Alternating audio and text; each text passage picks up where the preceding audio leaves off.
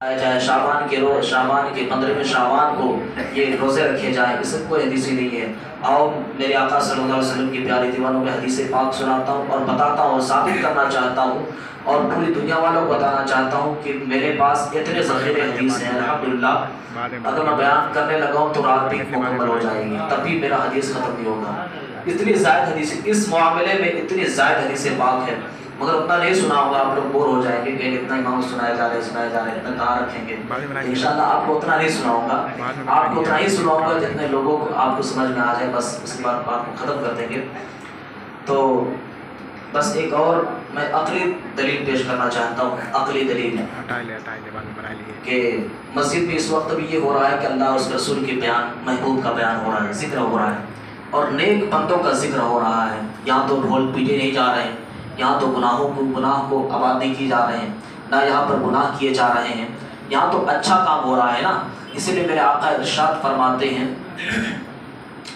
عند ذکر الصالحین تنزل الرحمہ، اللہ میرا آقا ارشاد فرماتے ہیں کہ جہاں نیک بندوں کا ذکر ہوتا ہے وہیں اللہ کی رحمت نازل ہوتی ہے، جہاں نیک بندوں کا ذکر ہوتا ہے وہیں اللہ کی رحمت نازل ہوتی ہے۔ الحمدللہ ہم اللہ کی رحمت میں بیٹھے ہوئے ہیں اور اللہ کی رحمتیں برس رہی ہیں۔ تو میرے آقا صلی اللہ تعالیٰ علیہ وسلم کے پیارے دیوانوں، حضرت ام المؤمنین حضرت عائشہ صدیقہ رضی اللہ تعالیٰ عنہا سے روایت ہے کہ نبی کریم، نبی پاک صلی اللہ علیہ وسلم، آپ لوگ میرے ساتھ پڑھیں، نبی پاک صلی اللہ علیہ وسلم کے جب میں نام لوں میں اپنے آقا کا تو آپ لوگ درود پڑھ لیا کریں، اس لیے کہ سچی نماز میں نے کیا کہتے ہیں وہ تعبیر ادب میں بچوں میں پڑھاتا ہوں تو بچے بھی جان چکے ہیں کہ جب نبی کا نام آتا ہے صلی اللہ علیہ وسلم آخر میں پڑھنا چاہیے۔ تو آپ لوگ جب میں نبی کا نام لوں تو صلی اللہ علیہ وسلم پڑھیں۔ میرے آقا صلی اللہ علیہ وسلم ارشاد فرماتے اللہ تعالیٰ 4 راتوں میں بھلائی کے دروازہ کھول دیتا ہے، اللہ تعالیٰ 4 راتوں میں بھلائی کا دروازہ کھول دیتا ہے۔ پہلا کون سی رات ہے؟ بقرعید کی رات ہے، دوسرا عید الفطر کی رات ہے، تیسرا شعبان کی 15ویں رات ہے جس میں ہم لوگ آج ہم لوگ بیٹھے ہیں۔ اس رات میں مرنے والوں کے نام اور ان لوگوں کا رزق اور اس سال کے حج کرنے والوں کا نام لکھ دیے جاتے ہیں۔ ان لوگوں کا نام اور ان کا رزق آنے والوں کے وقتوں میں اور کب مرے گا، کون کس وقت مرے گا، کہاں مرے گا، یہ ساری چیزیں اس لکھ دیے جاتے ہیں۔ اور چوتھا فرمایا مقام اعراف یعنی عرفہ، وہ جو مزدلفہ عرفہ ہوتا ہے جو حج کرنے جاتے ہیں وہ لوگ جانتے ہیں مزدلفہ عرفہ، تو فرماتے ہیں عرفہ کی رات اذان فجر تک یہ ایسا وقت ہے کہ یہ انسان جب اللہ کی بارگاہ میں، یہ ایسا وقت ہے 4 وقت جیسے بقرعید کی رات، عید الفطر کی رات اور شعبان کی 15ویں رات، عرفہ کی رات، فجر نماز تک، ایسی رات ہے کہ اس میں جو بھی دعائیں مانگی جاتی ہے، جو بھی کہی جاتی ہے اللہ اسے بخش دیتا ہے۔ تو یہ جو ہے میں حوالہ پیش کرتا ہوں، یہ جو ہے در المنصور ایک جو ہے قرآن مقدس کی تفاسیر علماء نے لکھا ہے، اس کا در المنصور نام ہے، اس آیت کے تحت جو ہے اس کی تفسیر کی ہے۔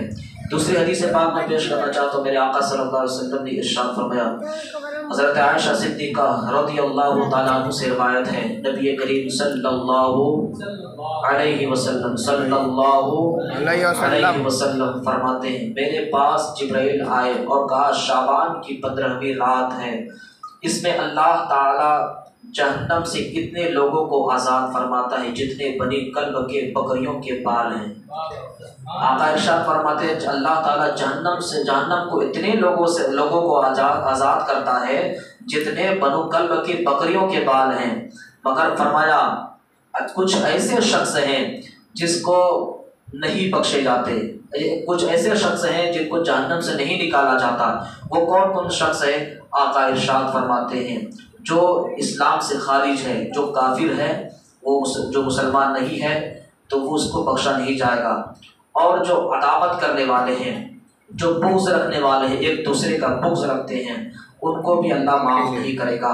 اور رشتے کاٹنے والے جو شخص ہیں، آج کچھ لوگ ایسے ہیں جو رشتے کاٹنے میں لگے رہتے ہیں، ارے ان لوگوں میں بڑی تعلقات اچھی پیدا ہو گئی ہے، کیوں پیدا ہوگی؟ اب ان دونوں کو کسی معاملے میں لڑاؤ، یہ ایسے شخص کو اللہ رب العزت بالکل نہیں بخشے گا۔ اور جہنم سے نکالے گا ہی نہیں۔ اور خود آقا ارشاد فرماتے ہیں ایسے شخص کو نہ بخشا جائے گا، جب 15ویں ہی رات کو نہیں بخشا جا سکتا تو پھر اور کون سی رات ہے بخشنے کی؟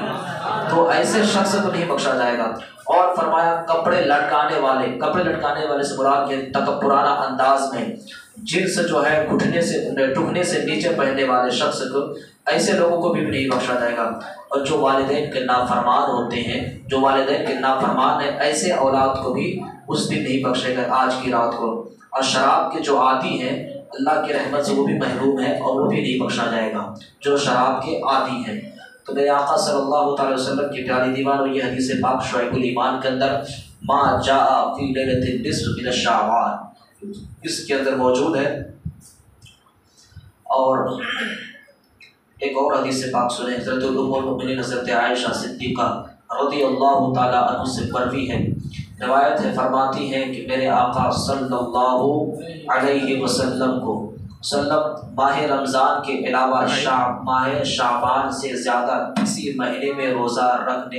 نہیں رکھتے تھے،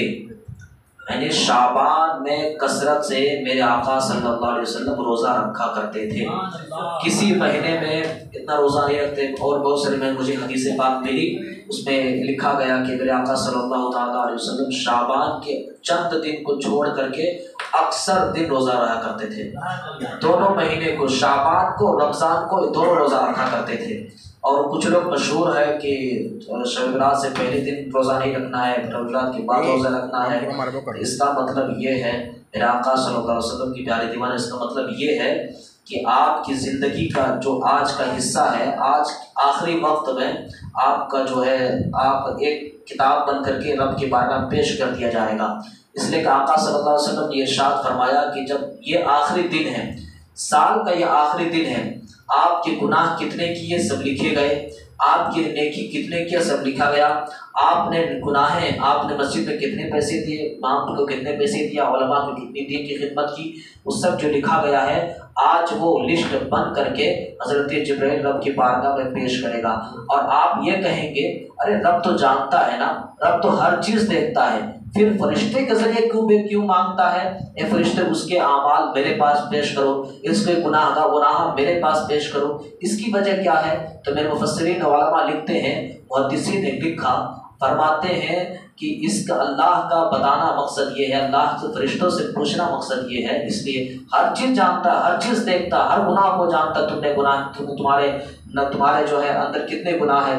تم نے کتنی نیکیاں کی ہے، سب جانتا ہے، مگر فرشتوں کو گواہ بنانے کے لیے اس کو کہتا ہے تم جاؤ اس کی کاپی اٹھا کر لاؤ تاکہ تم بھی پڑھو کہ اس کے گناہ یہ ہیں، تاکہ اس کو بھی پتہ چلے۔ وہ بھی ایک گناہ کا یعنی کہ وہ بھی ایک شخص جو ہے، جب آپ گناہ کرتے تو وہ شخص یہ کرنے لگتا، اس کا جو ہے بتانا، یعنی مقصود ہو جاتا ہے کہ میں بھی اس پر میں جانتا ہوں، پختہ ارادہ رکھتا ہوں کہ گناہ گار ہے، شخص ہے۔ اس لیے میرے آقا صلی اللہ علیہ وسلم نے پیارے دیوانوں روزہ شعبان کے مہینے میں بھی میرے آقا صلی اللہ علیہ وسلم زیادہ سے کثرت کے ساتھ روزہ رکھتے تھے۔ اور یہ حدیث پاک ہے، بخاری شریف کے اندر یہ حدیث پاک موجود ہے، مشکات کے اندر بھی یہ حدیث پاک موجود ہے، مسلم شریف کے اندر یہ حدیث پاک موجود ہے۔ اور دوسری حدیث سنیں، حضرت عائشہ رضی اللہ تعالی عنہا فرماتی ہیں کہ نبی کریم صلی اللہ علیہ وسلم چند دن کو چھوڑ کر ماہ شعبان کا روزہ رکھتے تھے۔ فرماتے ہیں شعبان میرا مہینہ، آقا فرماتے ہیں شعبان میرا مہینہ ہے، اور فرمایا رمضان مبارک امت کا مہینہ ہے۔ آقا فرماتے ہیں رمضان مبارک جو ہے یہ امت کو دیا گیا ہے اور شعبان کے مجھے دیا گیا ہے۔ اور اسی لیے اور پھر جو ہے حضور اکرم صلی اللہ علیہ وسلم کے روزے کا اہتمام فرماتے تھے۔ حضور کے ارشاد جن لوگوں کی روح قبض کرنی ہوتی ہے ان کے ناموں کا لسٹ فہرست ماہ شعبان میں ملک الموت کو دی جاتی ہے۔ آقا فرماتے ہیں آخری وقت میں انسان کا ناموں کے ساتھ اس کے لسٹ بنتے ہیں، اور شعبان کے مہینے میں ملک الموت آ کر کے وہ لسٹ لے کے چلے جاتے ہیں اور رب کی بارگاہ میں پیش کرتے ہیں۔ یہ شعبان کے مہینے میں اسی لیے روزہ رکھیے تاکہ اللہ رب العزت جب آپ کی فہرست ہو پڑھے گا، جب فرشتے پڑھیں گے تو کہیں گے یہ تو شعبان کے بھی آخری مہینے میں بھی یہ روزہ رکھتا تھا، یہ تو ابتدا بھی روزے سے کیا تھا، انتہا بھی روزے سے کیا تھا۔ کتنی اچھی بات ہے۔ میرے نبی کی بات صلی اللہ علیہ وسلم نے فرمایا تم ابتدا بھی روزے سے کرو اور انتہا بھی اپنی زندگی کو روزے سے کرو۔ میرے آقا صلی اللہ علیہ وسلم کی پیاری دیوانوں، یہ حدیث سنیں، بخاری شریف کے اندر، مسلم شریف کے اندر یہ حدیث موجود ہے۔ مجھے یہ بات پسند ہے، میرے آقا فرماتے ہیں، میرے یہ بات بہت زیادہ پسند ہے کہ میرا نام اس وقت فہرست میں لکھا جائے کہ میں روزے کی حالت میں ہوں، میرا نام اس وقت لسٹ میں لکھا جائے کہ میں روزے کی حالت میں ہوں، یا میں عبادت کی حالت میں ہوں، یا حضور اکرم صلی اللہ علیہ وسلم نے فرمایا کہ 15ویں شعبان کی رات مرنے والے کا نام فہرست تیار کی جاتی ہے۔ حضور صلی اللہ علیہ وسلم ارشاد سے معلوم ہوتا ہے اگرچہ رات کے وقت روزہ نہیں ہوتا، اس کے باوجود بھی روزے دار لکھنے جانے کا ثواب ملتا ہے۔ فرماتے ہیں، آقا فرماتے ہیں رات کا تو روزہ ہوتا نہیں ہے، روزہ تو دن کو ہوتا ہے، مگر آقا ارشاد فرماتے ہیں جب یہ لسٹ رب کی بارگاہ میں پہنچے گا تو یہ روزے کا ثواب بھی رات کا حصے کا روزے کا ثواب لکھا جائے گا، اور کہا جائے گا کہ یہ اس وقت بھی وہ بندہ آپ کے ذکر میں اللہ تیری عبادت میں مشغول تھا، اسی وجہ سے یہ ثواب ملا۔ میرے آقا صلی اللہ علیہ وسلم کی پیارے دیوانوں،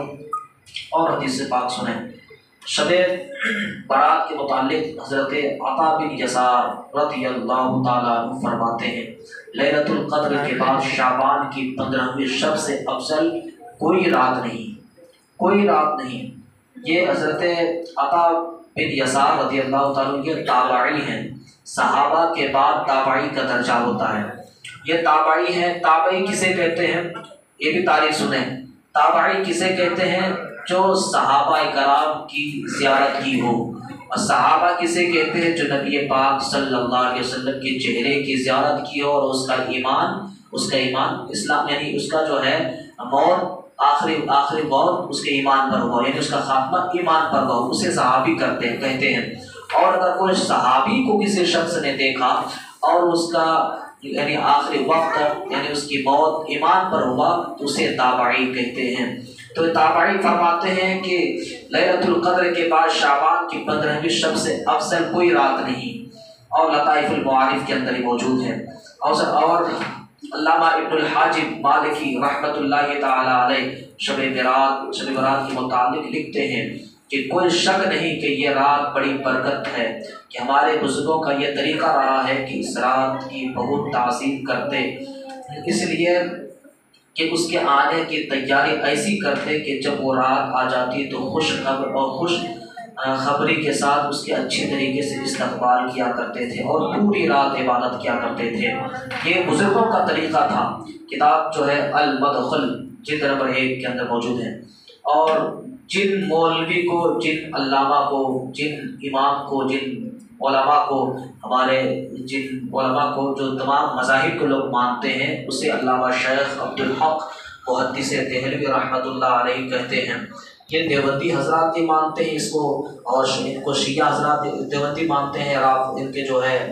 اور رافضی وغیرہ کے جتنے بد مذہب بد عقیدے لوگ ہیں ان کو ضرور مانتے ہیں۔ ان کا بھی موقف کیا ہے ذرا ان لوگوں کو بھی سنا دیجیے گا۔ شیخ محدث دہلوی فرماتے ہیں کہ جو شخص شعبان کی 15ویں رات میں شب بیداری کرے تو توبہ، تو یہ فعل احادیث کے مطابق ہے۔ فرماتے ہیں کہ شعبان کی 15ویں رات میں جو شب بیداری کرے، جو جاگ کر کے عبادت کرے، ریاضت کرے، اللہ کی عبادت کرے، تو کیا فرماتے ہیں کہ یہ فعل احادیث کے مطابق ہے، یہ کام احادیث کے مطابق ہے۔ اور جو لوگ کہتے ہیں یہ غلط ہے، مذہب تو قبرستان جانا، شب برات کے دن فاتحہ کرانا، ذرا ان سے کہنا کہ ان سے بھی تم زیادہ پڑھے ہو کیا؟ اگر ان سے زیادہ پڑھے تو آؤ میدان میں، آؤ مقابلہ تو کرو، ان سے زیادہ پڑھو تو پھر اس کو غلط ثابت کرو۔ میرے آقا صلی اللہ علیہ وسلم نے ارشاد دیوانوں وہ فرماتے ہیں کہ یہ فعل احادیث کے مطابق ہے، اور فرماتے ہیں کہ مستحب ہے جسے کرنے سے انسان کو ثواب ملتا ہے۔ رسول کریم صلی اللہ علیہ وسلم کا یہ عمل بھی احادیث سے ثابت ہے۔ شب برات میں آپ مسلمانوں کی دعائیں مغفرت کے لیے قبرستان تشریف لے جاتے تھے۔ یہ شیخ محدث دہلوی فرماتے ہیں کہ میں خود جو ہے یہ حدیث پاک سے ثابت ہے، اور میں خود یہ کرتا تھا کہ شب برات کے میں میں مسلمانوں کے دعائیں مغفرت کے لیے قبرستان تشریف لے جایا کرتا تھا، میں خود جاتا تھا۔ اور ہم جس پیر کو مانتے ہیں، بڑے پیر دستگیر، اس کے حضرت شیخ عبد القادر جیلانی رضی اللہ تعالیٰ عنہ غنیۃ الطالبین کے اندر وہ بھی لکھتے ہیں، وہ فرماتے ہیں حضرت حسن بصری رضی اللہ تعالیٰ عنہ کا ایک واقعہ نقل کرتے ہوئے فرماتے ہیں، جب آپ شب بارات میں گھر سے باہر تشریف لائے تو آپ کے چہرہ یوں دکھائی دیتا تھا کہ جس طرح قبرستان کے دفن کیے ہوئے مردے واپس لوٹ آئے۔ یعنی فرماتے ہیں حضرت حسن بصری کے واقعہ نقل کرتے ہیں، فرماتے ہیں کہ جب وہ شب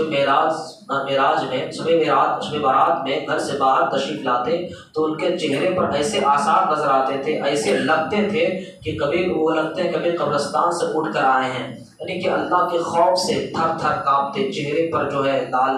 ٹپکتا رہتا۔ اسی وجہ سے ان سے کسی نے پوچھا کہ حضور آپ نے فرمایا، اس نے پوچھا گیا کہ یہ کیسا معاملہ ہے؟ تو آپ نے فرمایا خدا کی قسم میری مثال ایسی ہے جیسے کسی کشتی سمندر میں ڈوب چکی ہو اور وہ ڈوب رہا ہو، بچنے کی امید نہ ہو۔ تو پوچھا گیا ایسی حالت کیوں ہے؟ فرمایا ایسی حالت کیوں ہے؟ تو فرمایا میری گناہ یقینی ہے لیکن میری نیکی کے متعلق نہیں، میں جانتا کہ میری قبول ہوئی ہے یا نہیں قبول ہوئی ہے۔ یعنی وہ فرماتے ہیں حضرت حسن بصری رحمۃ اللہ تعالیٰ علیہ کہ لوگ پوچھتے ہیں کہ آپ کا حالات، آپ کے چہرے پر یہ آثار کیوں نظر آ رہے ہیں، کیسے لگتے ہیں کہ آپ قبرستان سے اٹھ کر آئے ہیں، آج شب رات ہے، آج کو آپ عبادت کر رہے ہیں اور آپ کے چہرے بھی ایسے نظر آ رہے ہیں۔ تو انہوں نے فرمایا میرا چہرہ تو اس لیے نظر آتا ہے، اس لیے ایسا نظر آ رہا ہے کہ میرے گناہ بہت زیادہ ہیں اور میرا گناہ یقینی ہے کہ میں بہت زیادہ گناہ کر چکا ہوں، یہ پکا ہے کہ میں بہت گناہ کر چکا ہوں، مگر یہ یقین نہیں ہے کہ میں نے جتنی نیکی کی ہے وہ قبول ہوئی ہے یا نہیں قبول ہوئی ہے، اس لیے میرے چہرے اتنے لال ہیں، اس لیے میرے چہرے ایسے نظر آ رہے ہیں جیسے قبرستان کے مردے کے نظر آتے ہیں۔ یہ صرف اللہ کے خوف سے، اگر انسان صرف اللہ کے خوف سے ایک قطرہ آنکھ سے آنسو گر جائے تو اس کی پوری مغفرت کر دی جاتی ہے۔ میرے آقا صلی اللہ تعالیٰ علیہ وسلم کے پیارے دیواروں، مشکات شریف کے اندر اور جلد نمبر 1 صفحہ نمبر 277 کے اندر یہ ایک حدیث پاک ہے۔ فرماتے عطا بن یسار رضی اللہ تعالیٰ عنہ فرماتے ہیں شعبان کی 15ویں رات میں اللہ تعالیٰ ملک الموت کو فہرست دے کر حکم فرماتا ہے جن لوگوں کے نام اس میں لکھے ہیں ان روحوں کو آئندہ سال تک مقررہ وقت پر قبض کر لو۔ اس شب میں لوگوں کے حالات یہ ہوتے ہیں کہ درخت لگانے کی فکر کرتے ہیں اور شادیاں کرنے کی فکر کرتے ہیں، حالانکہ ان کا نام مردوں کے فہرست میں لکھا جا چکا ہے، ان کے نام مردوں کے لسٹ میں لکھا جا چکا ہے۔ اللہ اکبر۔ انسان یہی سوچتا ہے کہ ارے میری زندگی اور بڑھ رہی ہوگی، میری زندگی اور بڑھ رہی ہوگی، ابھی میں کل جیوں گا تو پھر پرسوں جیوں گا، مگر آقا فرماتے ہیں کہ آج کے دن انسان کے نام کو فہرست میں لکھ دیا جاتا ہے، کسی انسان کو مردے کی لسٹ میں لکھ دیا جاتا ہے، کسی انسان کو زندے کی لسٹ میں لکھ دیا جاتا ہے۔ اس طریقے سے لکھ کر کے وہ رکھ دیتے ہیں کہ تاکہ وہ وقت آ جائے اور اسی وقت آپ کے روح کو قبض کر لے۔ میرے آقا صلی اللہ تعالیٰ علیہ وسلم کے پیارے دیوانوں، اسی لیے ہماری زندگی کی ابتدائی عیاشی سے نہیں ہونی چاہیے۔ جو نوجوان اس وقت اپنی زندگی کی ابتدائی حصہ عیاشی اور گھومنے ٹہلنے میں گزار دیتے ہیں، پھر اس کا آخری حصہ، ایک مثال دیتا ہوں کہ جب آدمی کوئی کتاب کھولتا ہے دیکھتا ہے بہت کتنی اچھی تحریر ہے، کتنا اچھا کتنا خوبصورت لکھا ہے اس نے، کتنی حسین جو ہے یہ واقعہ لکھا ہے، تو کہ آگے بھی تھوڑا پڑھتا ہوں حضرت نے اور کیا لکھا ہے، ہوتا ہے کہ نہیں؟ جب فرشتے آپ کی گناہ پہلے ہی پڑھنے میں رہوں گے تو کہیں گے اتنے گناہ کیے تو پھر وہ کاپی بند کر کے گناہوں کے لسٹ میں اس کا نام چلا جائے گا۔ اللہ سے میں دعا کرتا ہوں ہمارے نام نیکوں میں لکھا جائے۔ میرے آقا صلی اللہ تعالیٰ علیہ وسلم کے پیارے دیوانوں، آقا فرماتے ہیں کہ آج ہی کے دن ہر انسان کا نام لسٹ میں لکھ دیا جاتا ہے، اور آج کے دن اگر کوئی شخص رب کی بارگاہ میں سچی توبہ کرے انشاءاللہ تعالیٰ اس کی مغفرت فرما دے گا۔ اور مشکات شریف کے اندر ایک اور حدیث پاک موجود ہے اور مصنف عبدالرزاق جلد نمبر 4 صفحہ نمبر 317 کے اندر الجامع للاحکام القرآن شعب الایمان للبحقی امام بحقی رحمۃ اللہ تعالی علیہ نے اس میں فرماتے ہیں حضرت عثمان بن محمد رضی اللہ تعالی عنہ سے مروی ہے کہ سرکار مصطفیٰ صلی اللہ علیہ وسلم نے فرمایا کہ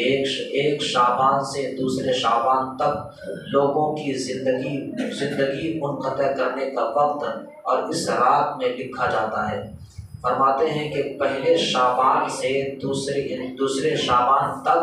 انسان کی زندگی کو جو ہے منقطع کرنے کا وقت آ جاتا ہے، اور اسی زندگی کو منقطع کر کے پھر جو لکھنا شروع کر دیتے ہیں کہ اب ان کی زندگی کیسے شروع ہو رہی ہے، کیا ان کی زندگی کی ابتدا گناہوں سے ہو رہی ہے، کیا ان کی زندگی کا ابتدا نیکیوں سے ہو رہی ہے۔ اگر ان کی زندگی کی ابتدا نیکیوں سے ہوتی ہے تو فرشتے بھی خوش ہوتے ہیں اور اللہ کی بارگاہ میں پیغام پہنچاتے فرشتے کہتے ہیں مولا تیرا محبوب بندے جو ہے نا،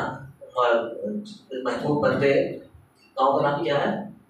پردیسوا میں چند حضرات اللہ کی عبادت میں لگے ہوئے تھے، اور ایک صاحب تھے وہ اللہ کے رسول کی حدیث پاک سنا رہے تھے اور لوگ سن رہے تھے۔ فرشتے جا کر کہیں گے ابھی کہ یا رسول اللہ، یا اللہ آپ کے لوگ بندے تھے، کچھ بندے ایسے تھے جو مسجد میں بیٹھ کر تیری جو ہے نام لے رہے، تیرے محبوب کا نام لیا جا رہا تھا، اس میں حدیث پاک سنایا جا رہا تھا، یا اللہ ان کو بخش دے، انشاءاللہ ہمارا لسٹ بخشوں میں نام آ جائے گا تو یہی معراج کی زندگی کی معراج ہو جائے گی۔ فرماتے ہیں کہ اس کا زندگی کو منقطع یعنی کاٹ دیا جاتا ہے، اور اس کے بعد اس کو اس آج کے تاریخ سے اس کو لکھنا شروع کر دیتے ہیں، یہاں تک کہ انسان کی شادی کیا کرتا ہے اور اس کے بچے پیدا ہوتے ہیں، حالانکہ ان کے نام مردوں کے لسٹ میں لکھ چکا ہوتا ہے۔ آقا فرماتے ہیں لوگ اس تیاری میں ہوتے ہیں کہ میں شادی کروں گا، اس تیاری میں ہوتے ہیں کہ بچے پیدا ہوں گے، اس تیاری میں ہوتے ہیں کہ محلات بنائیں گے، مگر آقا فرماتے ہیں ان کو یہ تیاری ہونی چاہیے کہ مجھے رب کی بارگاہ میں حاضری دینا ہے، اب مجھے کیا کرنا ہے۔ مگر آقا صلی اللہ علیہ وسلم نے فرمایا کہ حالانکہ ایسے شخص جو ایسی اپنے دنیاوی تیاری میں رہتے ہیں ان کا نام مردوں میں لکھا جا چکا ہوتا ہے، جو آخر وقت ہوتا ہے تو دنیا سے جا چکا ہوتا ہے۔ پھر دوسری حدیث حضرت عائشہ صدیقہ رضی اللہ تعالی عنہ سے روایت ہے کہ فرماتی ہیں کہ 15ویں شعبان کی رات میں بیداری ہو تو دیکھا حضور صلی اللہ علیہ وسلم نے نہیں۔ فرماتے ہیں کہ 15ویں شعبان میں رات میں بیدار ہو تو دیکھا حضور سید عالم صلی اللہ تعالی علیہ وسلم نہیں تھے میرے حجرے میں۔ حضرت عائشہ فرماتی ہیں کہ میں رات کے وقت میرے آقا میرے بستر مبارک پر سوئے ہوئے تھے، اس کے بعد میری نیند کھلی تو میں نے آقا کو اپنے حجرے میں نہیں پایا۔ یہ میں حدیث پاک، یہ ایسی حدیث پاک ہے، میں نے کم سے کم جو ہے 100 سے زائد کتب کے اندر یہ حدیث پاک لکھی گئی ہے، اور یہ حدیث پاک صحیح کے درجے میں پہنچ چکا ہے، یعنی حدیث پاک صحیح ہے، اور جو لوگ نہیں مناتے ہیں، جو لوگ نہیں مناتے وہ نہ منائیں، مگر وہ اعتراض بھی نہ کریں، اور جو اعتراض کر رہا ہے تو میں اسے کہنا چاہتا ہوں ذرا یہ بھی تو حدیث پڑھ لیا ہوتا، ذرا اس حدیث کو بھی تو اپنی نگاہوں میں اپنی نگاہ سے دیکھ لیا ہوتا۔ اس میں میرے آقا ارشاد فرماتے، حضرت عائشہ سے روایت ہے، فرماتی ہیں کہ جب میں بستر مبارک پر سویا، میرے آقا بھی تشریف فرما تھے، سوئے ہوئے تھے، تو میری آنکھیں لگی، جیسی میری آنکھیں کھلی تو میرے آقا بستر سے غائب تھے، تو میں ڈھونڈتی ہوئی باہر نکلی، تو باہر جیسے ہی نکلی تو میں دیکھا کہ جنت البقیع میرے آقا تشریف فرما ہے۔ جنت البقیع یعنی ایک قبرستان، مدینے کے شہر میں قبرستان ہے جس کا نام جنت البقیع ہے، تو وہاں میرے آقا تشریف لے گئے تھے۔ جب میرے آقا صلی اللہ تعالی علیہ وسلم جنت البقیع کے قبرستان سے باہر نکل رہے تھے تو حضرت عائشہ ڈھونڈتی ہوئی وہاں تک پہنچی، تو وہ عرض کرتے ہیں یا رسول اللہ صلی اللہ تعالی علیہ وسلم، آپ نے پوچھا آقا یا رسول اللہ علیہ السلام، اس وقت آپ کہاں تشریف لے گئے تھے، اس وقت آپ کیوں تشریف لے گئے تھے میرے حجرے مبارکہ سے؟ تو عرض کیا، حضور فرماتے ہیں کہ حضرت عائشہ سے کہا کہ تم اپنی اتنی گھبراتی کیوں ہو؟ آقا ارشاد فرماتے ہیں کہ عائشہ تم اتنی گھبراتی کیوں ہو کہ تمہیں اس بات کا ڈر نہیں کہ اللہ کے رسول تمہارے ساتھ کوئی خلاف فیصلہ کرے؟ کیا اس چیز کا تمہیں کوئی ڈر نہیں ہے کہ اللہ کے رسول صلی اللہ علیہ وسلم کوئی تمہارے خلاف کوئی فیصلہ کرے؟ حضرت عائشہ صدیقہ فرماتی ہے نہیں آقا یا رسول اللہ، میں نے ایسی کوئی بات نہیں سوچی، میں سمجھتی تھی، میں یہ سوچ کر اٹھی کہ شاید میرے آقا صلی اللہ تعالی علیہ وسلم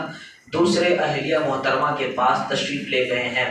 اور آرام فرما رہے ہوں گے، مگر آقا یا رسول اللہ آپ اس وقت قبرستان میں تشریف لے جانے کی کیا وجہ تھی؟ حضرت عائشہ پوچھتی ہے یا رسول اللہ آپ کو آج کے دن یہ کہ آج ہی کی 15ویں کی وہ شب معراج میں جو ہے شب شعبان تھا، 15ویں شعبان کی تاریخ تھی، حضرت عائشہ پوچھتے ہیں یا رسول اللہ آج کی تاریخ کو آپ قبرستان کیوں تشریف لے گئے، اور ایسا تو معاملہ کبھی میں نے آپ کو نہیں دیکھا؟ تو آقا ارشاد فرماتے ہیں بے شک اللہ تعالی شعبان کی 15ویں شب آسمانی دنیا پر نزول فرماتا ہے اور قبیلہ بنو کلب کی بکریوں کے بالوں سے زیادہ لوگوں کو مغفرت فرما دیتا ہے۔ آقا ارشاد فرماتے ہیں میں اس لیے گیا تھا کہ میں قبرستان کے مردوں سے میں اللہ کی بارگاہ میں کہہ رہا تھا یا اللہ ان کی مغفرت فرما،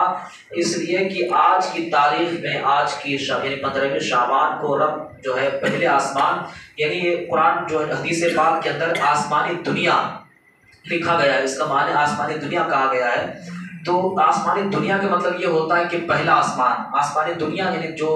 جہاں زمین سے دنیا سے جو آسمان نظر آتے ہو اسی کو پہلا آسمان بولتے ہیں، تو وہی کہتے ہیں آسمانی دنیا، یعنی اب اللہ تعالیٰ اپنے شان کے مطابق پہلے آسمان پر نازل ہوتا ہے، آتا ہے اور ارشاد فرماتا ہے اے لوگو مانگو مجھ سے، اے لوگ مجھ سے توبہ مانگو، اے لوگ مجھ سے تم لوگ مانگو جو میں تمہیں عطا کرتا چلوں، اگر تم مغفرت مانگو تمہیں مغفرت کر دوں گا، اگر تم دولت مانگو تمہیں دولت مالدار بنا دوں گا، اگر تم اولاد مانگو تمہیں اولاد بھی عطا کر دوں گا۔ میرے آقا صلی اللہ تعالی وسلم نے فرمایا آج کی رات جو مانگو گے سبھی ملتا چلا جائے گا۔ میری امت کو یہ سب چیز، میرے آقا فرماتے میری امت کو یہ آج کے دن اتنی معتبر ہے، اگر آقا فرماتے ہیں کہ وہ اتنا گنہگار ہو کائنات میں اس سے بڑا گنہگار نہ ہو، اگر وہ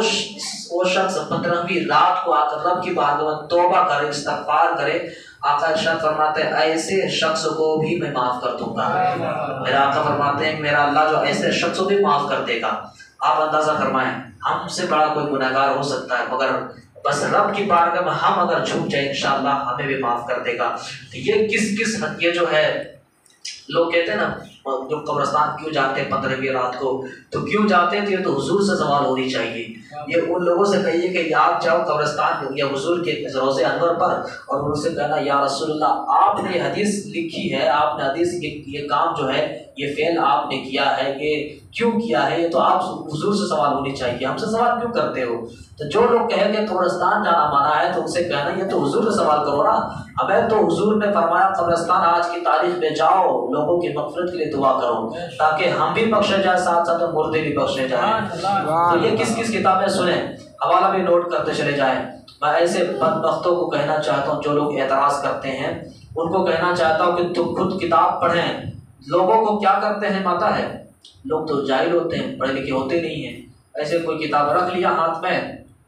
ہاں یہ بخاری ہے، میں یہاں بخاری کہہ رہا ہوں تو پتہ نہیں ہے وہاں سب کہہ رہے ہیں مگر بخاری ہوگا، تو آپ کو تو پتہ، آپ نے کبھی دیکھا ہی نہیں ہے بخاری کیا ہوتا ہے، بخاری کیسی ہے، اس کی شکل صورت کیسی ہے۔ میں کہتا ہوں کہ میں بخاری رکھا ہوں، آپ نے مان لیا بخاری ہے، تو ایسا نہیں ہونا چاہیے۔ اور نہ علم والے سے گفتگو کرو، آپ جاہلوں سے کو دکھا کر کے کیوں گفتگو کرتے ہو؟ ہاں غلط سلط بتاتے ہو، حق بتاؤ نا، اللہ کے رسول نے جو فرمایا اسے بتاؤ۔ کچھ منافقوں کا طریقہ یہی تھا، جو حق بات ہوتی تھی اسے چھپاتے تھے، اور جو تھوڑا نارمل ہوا کرتا تھا اسلام اسے بتا کر کے لوگوں کو گمراہ کرتے تھے۔ تو آج کل ایسے لوگ بہت زیادہ پیدا ہو چکے ہیں، لوگ گمراہ بہت ہو رہے ہیں اور لوگ کو کر بھی رہے ہیں۔ تو ایسے لوگوں ایسے فتنہ سے ضرور بچیں اور اپنے اولاد کو بھی ضرور بچائیں۔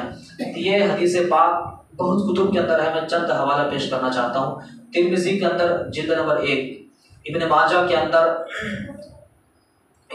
اندر صفحہ نمبر 100 اور مسند امام احمد بن حنبل رضی اللہ تعالیٰ عنہ کے اندر جلد نمبر 6 صفحہ نمبر 238، مشکات شریف کے اندر جلد نمبر 1، مصنف ابی شیبہ کے اندر جلد نمبر 1 237 صفحہ نمبر، شعیب الایمان امام بہقی نے جلد نمبر 2 اور 379 صفحہ نمبر پر یہ حدیث پاک موجود ہے۔ بس آخری بات میں پیش کر کے اپنی گفتگو کو سمیٹتا ہوں۔ حضرت ابو بکر صدیق رضی اللہ تعالی عنہ، اس لیے کہ حضرت ابو بکر صدیق کا مرتبہ آج تک دنیا میں کوئی نہیں پایا۔ حضرت ابو بکر صدیق کا مرتبہ سب سے اونچا ہے۔ حضرت ابو بکر صدیق رضی اللہ تعالیٰ عنہ سے روایت ہے کہ رسول کریم صلی اللہ علیہ وسلم شعبان کی 15ویں شب میں اللہ تعالیٰ آسمان دنیا پر نزول فرماتا ہے اور صبح تک یہ ندا فرماتا ہے، ہائے کوئی بخشش کا طلب کرنے والا، ہائے کوئی گناہوں کو بخشش کرنے والا، بخشش طلب کرنے والا، ہائے کوئی شخص اولاد کو مانگنے والا، ہائے کوئی شخص رزق کو مانگنے والا، ہائے کوئی شخص اپنے گناہوں سے توبہ کرنے والا۔ تو میرے آقا صلی اللہ علیہ وسلم نے ارشاد فرمایا، میرا رب پہلے آسمان پر آ کر اپنے شان کے مطابق جو ہے آواز دیتا ہے، اے بندو، اے سونے والا، اٹھو، اب میں تم سے کلام کر رہا ہوں، تم مجھ سے تو کلام کر لو، میں تم سے کلام کر رہا ہوں، تم کچھ سے مانگ تو لو، میں آج اتنا دینے والا ہوں، تم مجھے مانگ کو تو دیکھو۔ بس ہمارا تو حال یہ ہے، ہم تو سوئے پڑے رہتے ہیں، ہمارا حال یہی ہے۔ میرے آقا صلی اللہ تعالیٰ علیہ وسلم کے پیارے دیوانوں، انشاءاللہ تعالی فجر سے پہلے، فجر کی جماعت کے بجے ہے 5 پونے 6 بجے ہے انشاءاللہ۔ آج جو ہے جلدی جماعت ہوگی، 5:30 بجے آج جماعت ہو جائے گی، ٹھیک ہے۔ اس کے بعد جو ہے دعائیں، تھوڑی لمبی دعا ہوگی، اس میں آپ لوگ شریک ہوں۔ جو لوگ نہیں آئے ہیں ان لوگوں کو بھی لے کر آئیں، تاکہ کم سے کم مغفرت تو ہو جائے، جہنم سے تو بچ جائے۔ یہ آپ کہیں گے کہ یار دوسرے کو آپ کیوں ٹھیکہ لیتے ہیں، بات ٹھیکے کی نہیں ہوتی ہے، بات یہ ہوتی ہے کہ ایک مومن اگر جہنم میں جائے گا تو میرے نبی کو تکلیف ہوگی، اور ہم نبی کو تکلیف دینے والے امتی نہیں ہیں، ہم نبی کو تکلیف دینے والے امتی نہیں ہیں۔ اس لیے کہ میرے آقا صلی اللہ تعالیٰ علیہ وسلم، جو شخص نبی کو تکلیف دیتا ہے وہ نبی کو نہیں گویا کہ اللہ کو تکلیف دیتا ہے۔ جو شخص، کچھ نوجوان ایسے ہیں جو لوگ نماز پڑھنے آتے ہیں، اس کے لوگ مذاق اڑاتے ہیں، یہ بھی غلط ہے۔ میں صرف ایک جملہ کہنا چاہتا ہوں، جو کسی نوجوان کا یا کسی شخص کا، نمازی کا لوگ مذاق اڑاتے ہیں، وہ صرف اس کا مذاق نہیں اڑاتے ہیں، میں یہ کہنا چاہتا ہوں وہ شخص اللہ رب العزت کا اور اس کے محبوب کا بھی مذاق اڑاتا ہے۔ اس نے نماز پڑھا تو لوگ کہتے ہیں ارے ایک دن نماز پڑھ نمازی ہو گئے، ارے کم سے کم پڑھا تو تجھ سے تو کم سے کم اچھا ہے، تم تو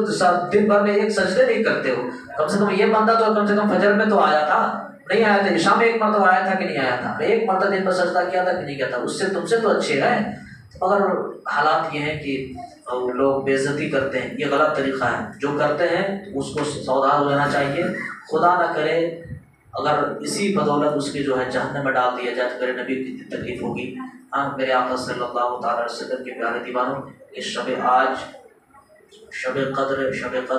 شب بارات ہے، تو آج کی رات میں جتنا ہو سکے اتنی عبادت کریں، اور اگر نہ ہو سکے آپ جا کر کے چین سے سو جائیں، یہ سب سے اچھی بات ہے۔ اس لیے کہ امت محمدیہ کا سونا بھی عبادت ہے، امت محمدیہ کا سونا بھی عبادت ہے۔ اگر آپ عبادت نہیں کر پا رہے ہیں، نوافل نہیں پڑھ پا رہے ہیں، آپ جو ہے کچھ نہیں کر پا رہے ہیں، آپ درود پاک پڑھتے پڑھتے سو جائیں۔ آپ چل رہے ہیں تو درود پاک پڑھیں، اور سب سے زیادہ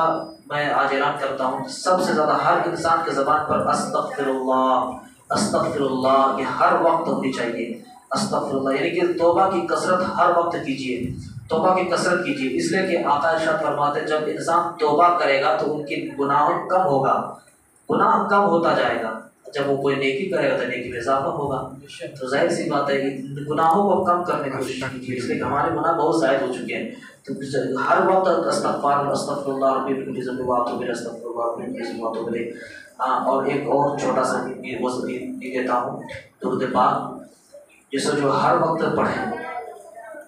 یہ درود پاک کے ساتھ آپ لوگ مل کے پڑھیں، صلی اللہ علیہ وآلہ وسلم،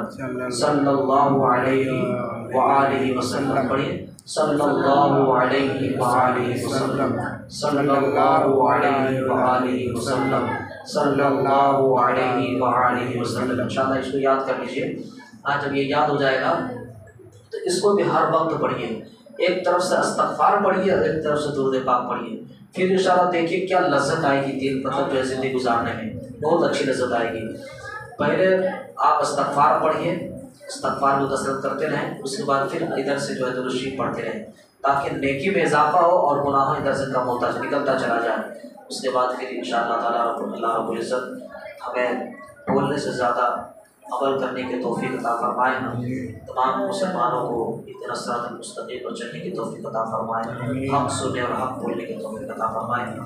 ہاں اور کوئی مسئلہ، وہ کون سی نماز ہے صلاۃ التسبیح جسے کہا جاتا ہے، میں پڑھ دیتا ہوں آپ پڑھیں تو